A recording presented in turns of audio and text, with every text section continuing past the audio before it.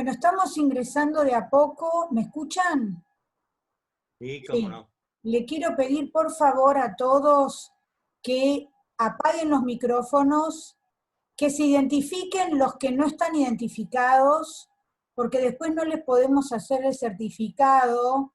eh, Tienen que renombrarse, tienen que pararse al lado del nombre en la lista de participantes y ponerse el nombre y apellido, por favor.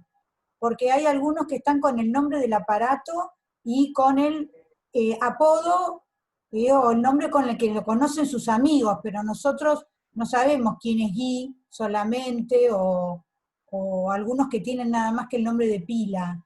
Así que por favor renómbrense y ya estamos casi terminando con las admisiones de vuelta.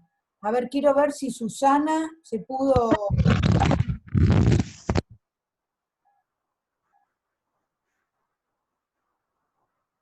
A ver.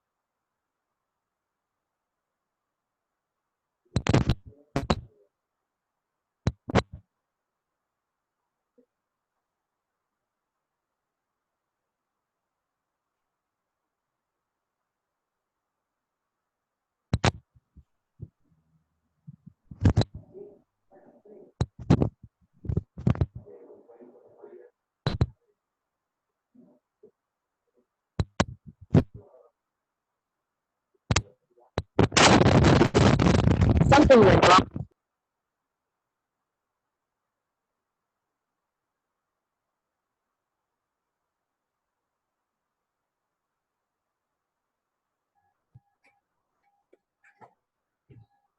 Ya nuestra oradora ya se está incorporando, ¿eh? Así que vamos a empezar con la etapa de las preguntas. Aprovecho para pedirles que por favor, como somos muchos, las preguntas sean concretas y cortas, concisas, y que por favor, para hacer las preguntas, utilicen el dispositivo que está en la lista donde están los nombres de cada uno, que es el dispositivo para levantar la mano, porque yo desde acá no alcanzo a verlos, no puedo ver el video de todos, entonces yo miro la lista a la derecha y ahí el que quiere hacer una pregunta levanta la mano y yo le concedo el uso de la palabra.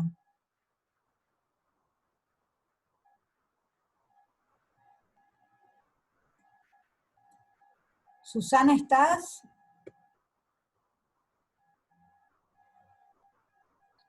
Ahí está, Susana.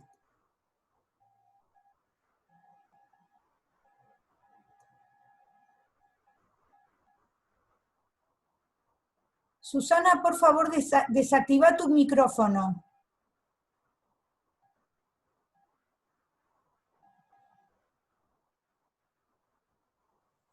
Ahí está, listo. Ahora me escuchás. Perfecto. Bueno, entonces empezamos esta segunda parte. Hay una pregunta de Cristian Di Rienzo. Di Rienzo, Bien. yo te activo el micrófono para que hagas la pregunta cortita y concisa, por favor. Perfecto. Hola, ¿se escucha bien? Sí, escucho. Un poquito más fuerte hablar. Bárbaro. Hola, hola, ¿ahí se escucha mejor? Perfecto. Escucho perfecto. Bueno, en principio agradecer por esta charla, la verdad es que muy interesante, muy clara en los conceptos desarrollados. Quisiera, si pudieras ampliar un poquito, aunque sea, este concepto de constitución democrática, en tanto una constitución justa que tiene Sampai, porque me interesaría abordar algún aspecto de este elemento, y si se puede relacionar este concepto de constitución democrática con lo que es el constitucionalismo social, que me parece que por ahí va mi pregunta enfocada. Nada más, gracias. Claro, claro que sí. Sampai, que creo que es una parte que no sé si la dije, porque saqué varias páginas, ¿no es cierto? Cuando es convencional constituyente de la Constitución del 49, ¿no es cierto?, considera que la propiedad tiene una función social, ¿no es cierto? Y en ese sentido, el mismo propietario no puede hacer lo que a él le plazca, sino lo que la comunidad, la sociedad le pide también. No es una propiedad absoluta privada. No sé si he contestado bien a su pregunta. ¿Mm? A ver si... Bueno, gracias. Sí. Básicamente quería confirmar porque justo entré con el audio cortado y no llegó a escuchar bien. Así que, bueno, muchas gracias. No, de nada. Bueno, gracias, Cristian. Ahora hay una pregunta de Agustín Parise y después una pregunta de Andrea Bulnes. Agustín, Perfecto. ya te desactivé el micrófono. Adelante, Agustín. Muchas gracias y buenas tardes. Le agradezco a la doctora Ramela por su presentación, pero también aprovecho para agradecerle por sus escritos, porque me han sido de una utilidad enorme en muchos de mis trabajos, entonces estoy muy contento de conocerla personalmente. Es un placer. Bueno. La pregunta, doctora Ramela, es el tema de la función social, y como usted mencionó, Sampai en las actividades constituyentes del 49, y un poco el rol de León Duguí, me preguntaba yo, porque Sampai, por un lado, sí, es aristotélico tomista, pero por otro lado también habla mucho de Duguí.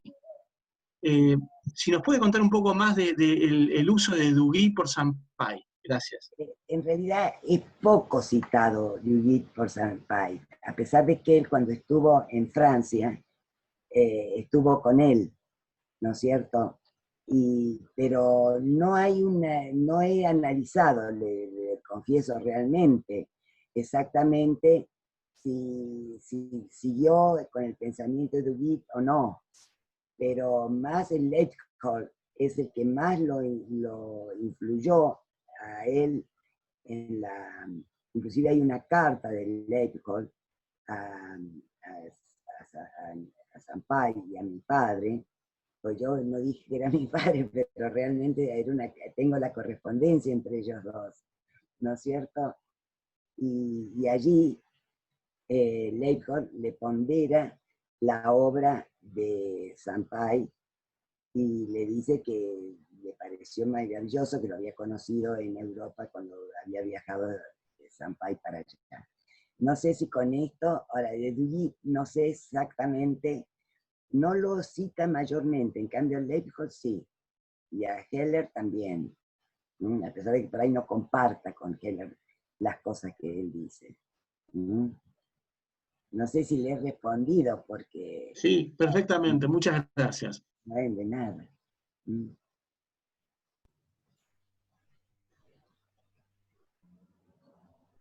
No te escucho.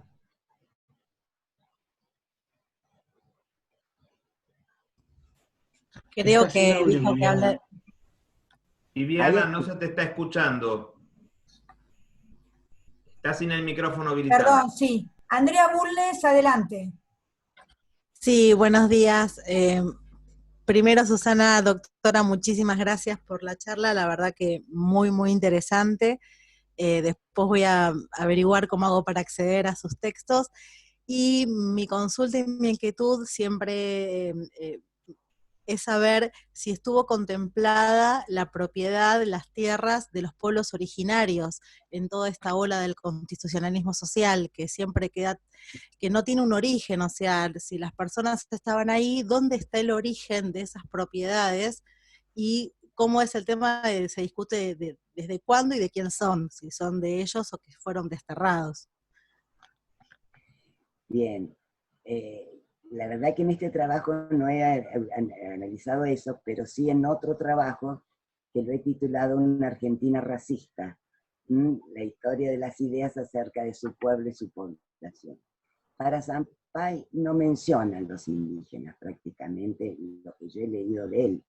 Es decir, y la propiedad, lo único que a él le parece importante es declararla en función social, apartándola de ese liberalismo que era el propietario, era el señor y dueño absoluto y nadie podía intervenir, ni decir, ni hacer nada. Pero no habla de la propiedad indígena, no, ni se le ocurre eso, no lo menciona. Está, para él, yo lo que he leído de Sampay, que son varios libros y que he trabajado mucho sobre la Constitución, de las obras sobre el derecho constitucional, nunca he visto que mencione a los indígenas, mejor dicho, a los pueblos originarios, digamos como son, ¿no es cierto? No indígenas. La indígena viene de la ignorancia de los españoles cuando llegaron, que creyeron que había llegado a la India, ¿no es cierto? Y le dijeron indígena, pero no, a ese tema no, yo lo que le he leído, y son varias las obras que le he leído, no llega. Bueno, gracias. Ahora una pregunta, por favor, concisa y cortita, de Hernán Bacha, y después de Ricardo Fesia. Hernán, ya estás con el micrófono abierto. Buenas tardes. Un gusto escuchar a la doctora Ramela y quería saber si había podido observar en su trabajo cuál es la postura de Sampay en torno a los procesos constitucionales de fines de la década del 50, después de la Libertadora, y si lo había visto en sus escritos y en su abordaje, y si había identificado en ese caso si hay algún cambio respecto de la postura inicial que se sostiene en la Convención de 1949. Claro. Él, en realidad, estuve exiliado, como dije, porque ahí fue el conflicto de Perón con la Iglesia en primer lugar, y la destitución como fiscal, que él lo obliga a exiliarse primero en Paraguay y después en Uruguay. En este momento estoy trabajando sobre una correspondencia de mi padre, y que tengo varias cartas de Sampay también, que no las he incorporado a este trabajo porque recién estoy escaneando todo para subirlo a la web. Pero en realidad el hecho de ¿cómo era tu pregunta? La propiedad no está explicitada totalmente, salvo la función social. Perfecto, gracias. Muy bien, doctor Fesia.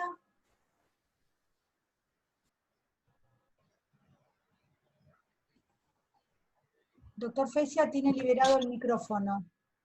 ¿Me escuchan? ¿Sí? ¿Me escuchan? Escucho, sí. Buenas tardes a todos. También me sumo al reconocimiento y al agradecimiento por la actividad que organiza el Instituto todas las semanas, que nos tiene muy activos en todas estas cuestiones. En verdad le quiero hacer dos preguntas que me parece que son para mucho, da para mucho, a Susana Ramela, que yo tuve oportunidad de conocerla en Mendoza, en Tucumán, cuando fue el encuentro de historiadores, y hablar con ella y todo. Bueno, incluso escribí una semblanza sobre el padre, etcétera. Y hoy también, que es un día muy particular para buena parte del pueblo argentino, ya sé que es el cumpleaños de un gran presidente del movimiento justicialista, y la Constitución está vinculada al movimiento justicialista, ¿no es cierto? La pregunta es la siguiente: ¿cree usted que este pensamiento aristotélico tomista de Sampay, que acunó en todo lo que usted bien expresó, era compatible con la ideología peronista, la doctrina del movimiento nacional justicialista? Vamos a hablar de acuerdo a lo que dijo el general.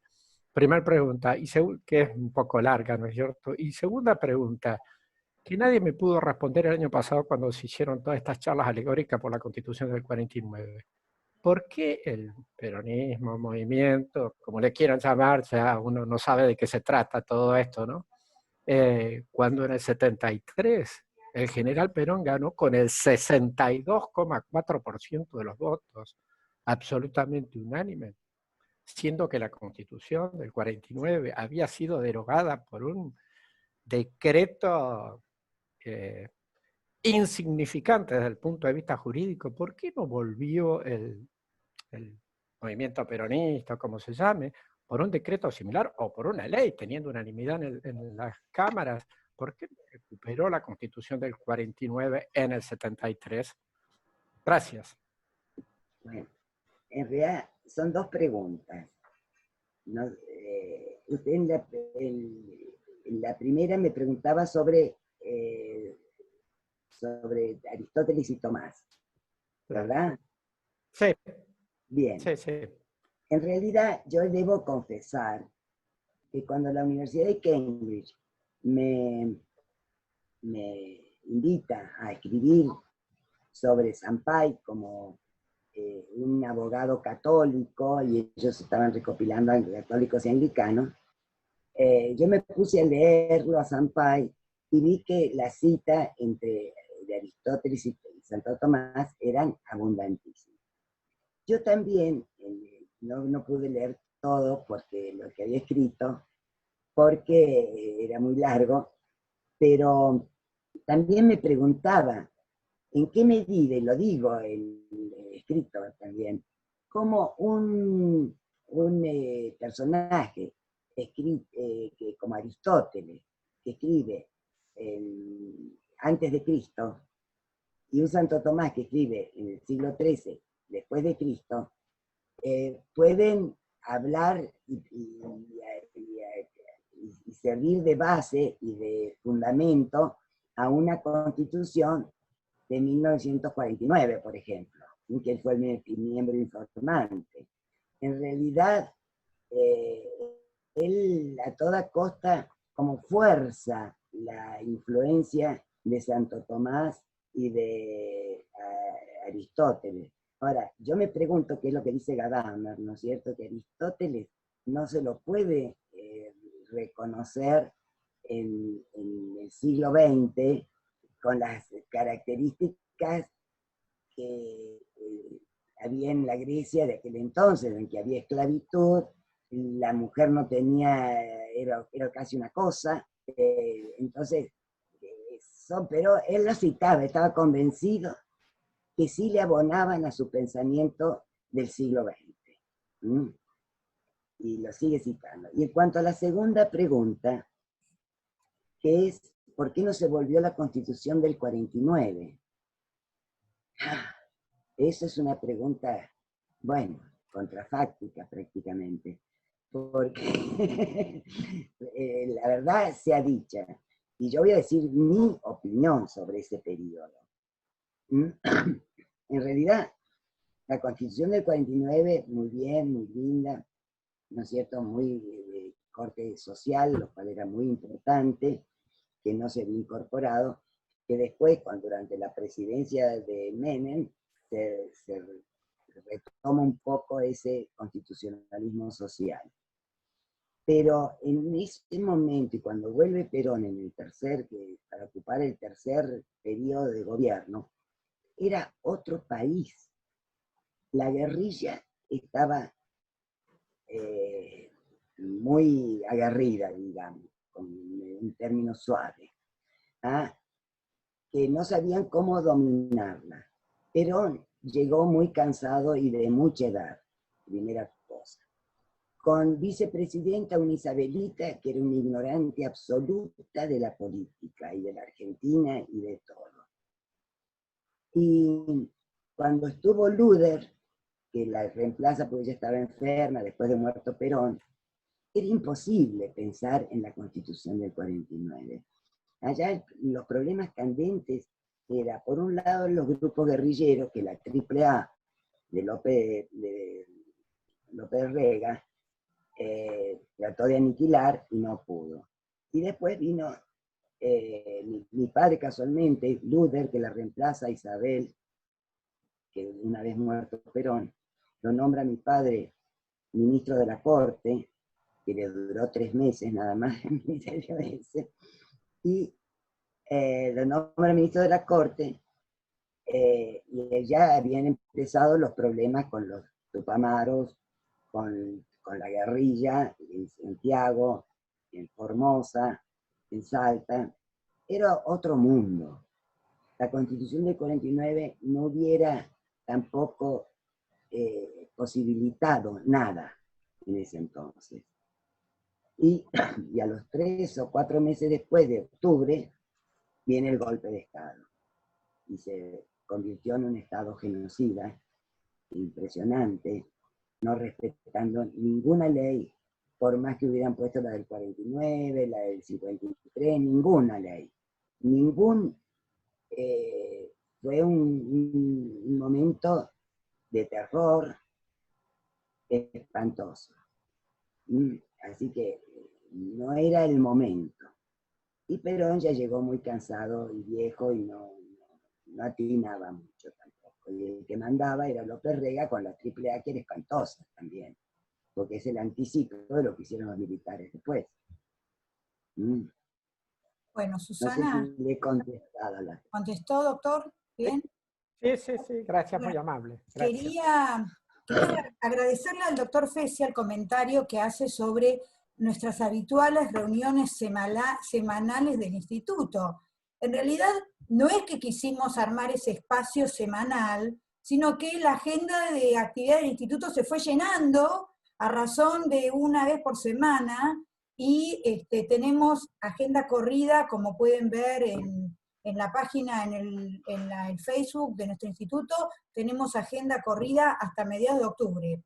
Y les quería aclarar que la reunión que tenemos la semana que viene, a cargo de la doctora Carmen Loza Contreras, es el viernes y no el jueves, por el tema del feriado de la semana que viene. Así que va a ser feriado, pero bueno, en este contexto en el que ya no sabemos si estamos en día laborable o no laborable, se los quiero recordar para que no sigan de largo y no se olviden que el viernes tenemos una cita con la oradora desde España, que el doctor Ezequiel Abasolo es el que está encargado de inscribir.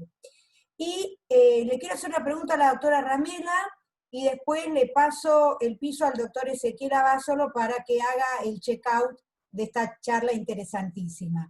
Le quería preguntar a Susana si vos editaste, publicaste las cartas de tu papá, o si tenés intenciones de hacerlo, o en qué estado está eso.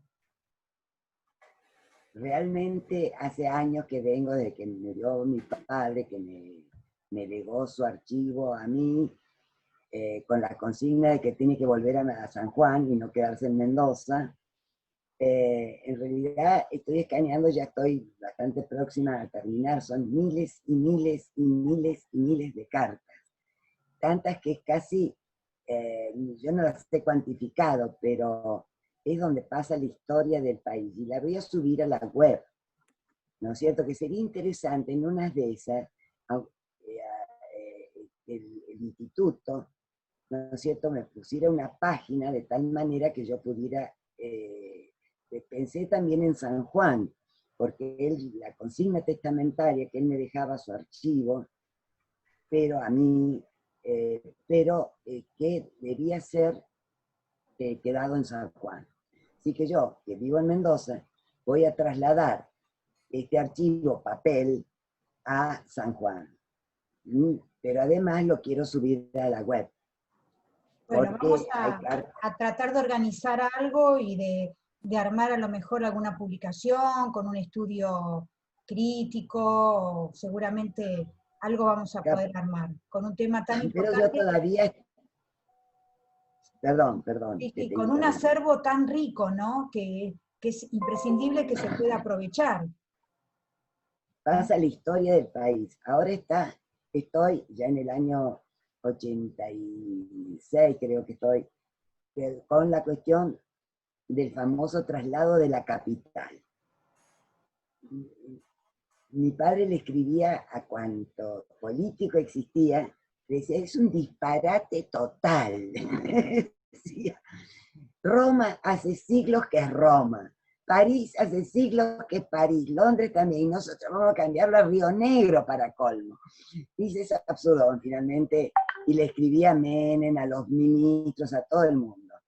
Esa parte es graciosa, le digo, pues estoy escaneando justo esa parte de la correspondencia. Bueno, la esperamos con muchas ganas, y bueno, yo me voy a despedir de vos, Susana, agradeciéndote muchísimo esta charla. Estamos muy contentos de tenerte de vuelta acá en el instituto. Sé que para vos fue un esfuerzo enorme, pero lo lograste.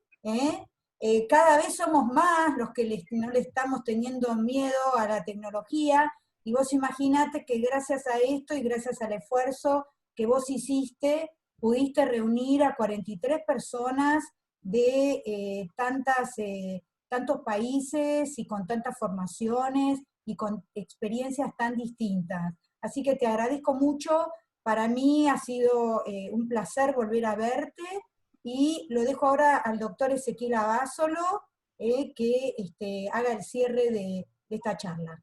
Ezequiel, adelante. Yo puedo hablar un poquito porque quería agradecerte tus palabras, tu invitación, y para mí fue un gusto enorme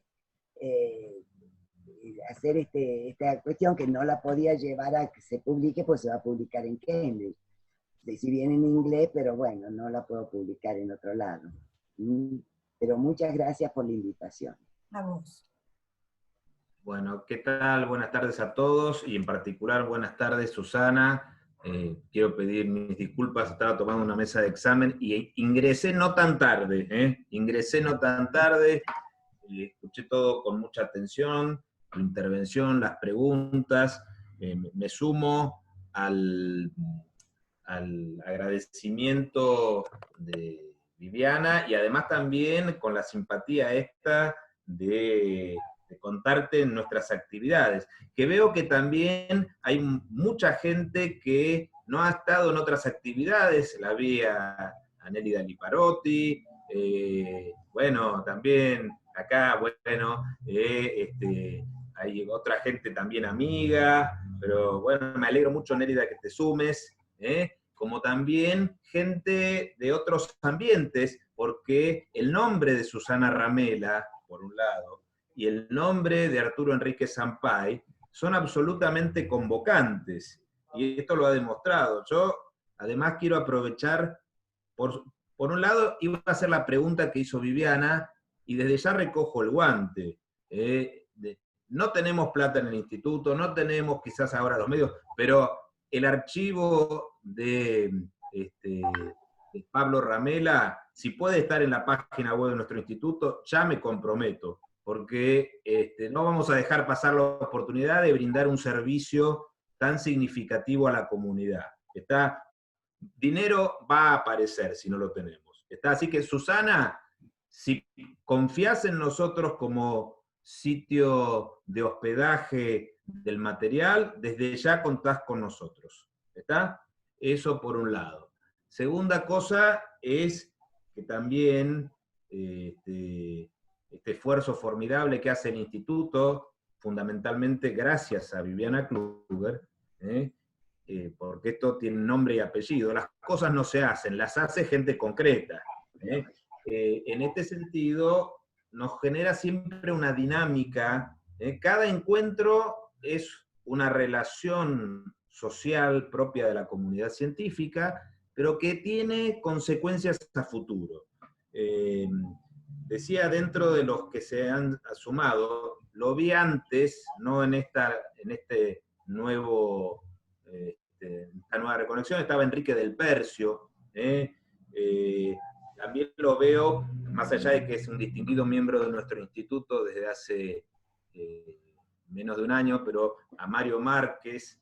Creo que es el momento también de pensar que el instituto está creando y está cobijando grupos de trabajo, y ¿por qué no pensar en un grupo de trabajo sobre la Constitución del 49?